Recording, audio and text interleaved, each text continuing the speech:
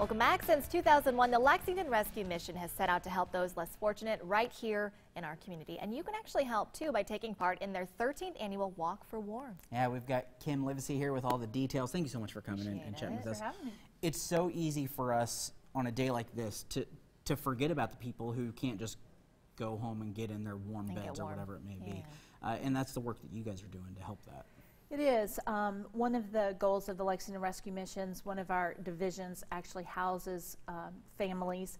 Last year we were able to house 66 households, which was 84 adults and 34 children. Wow. So we're very excited about that, and the Walk for Warmth helps us raise money to do that. Yeah, and tell us more about the Walk for Warmth for folks that have maybe never been out to see one of these events. So it's on February 22nd this year. It's on Saturday morning. We start downtown at Phoenix Park. It's really a short walk. It's only 2 miles, so it's nothing strenuous. Yeah. We walk to Calvary Baptist Church.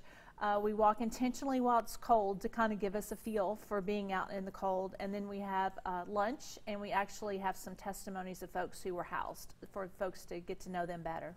How powerful is that? Because I think sometimes when you actually hear from people who have been affected, it really helps you understand a little bit more what's going on. It does, and imagine hearing from a mother who has 3 children and they lived out of, she's had a job, but they have lived out of their car for a long time, and now she's able to, just before Christmas we were able to house a family like that and actually even supply them with some Christmas presents. So it's so powerful for a mother to have her children, as you can imagine, waking up this morning and not having a warm bed, as you mentioned, but to have that for your children, it's very powerful. And to that point, too, I think a lot of times if we're not necessarily seeing it right in front of our face, we tend to forget about things, too. But talk a little bit about what you guys have seen, that this is, in fact, happening here in our community. It is. At the, about a year ago, the city took a point-in-time count, and there were about 700 homeless individuals in Lexington. Wow.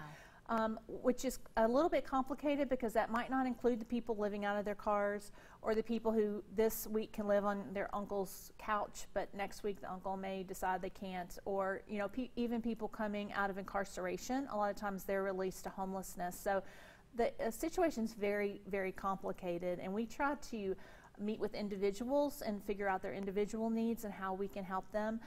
The money that we raise for the walk, the one thing we help them do is to find the housing and also pay their first month's rent and then help them along the way. So we don't want to just put them in a house and leave them, but we want to provide some stability as well. Give them the means. Right? How can people take part in this walk and help you guys out in the same process? So it's really easy. Go to walkforwarmth.org. You can register there. It's the early bird rate is before February 8th. It's $25 a person, and we really encourage people to print out the sponsorship form and get people to sponsor them, and also to come as teams. We're going to have great team prizes, so it's really fun. People come out and, as a group, and then it's a lot of fun to walk. A very good cause. We'll post the details on our website, WTVQ.com. Kim, thanks so much for coming. Thank you.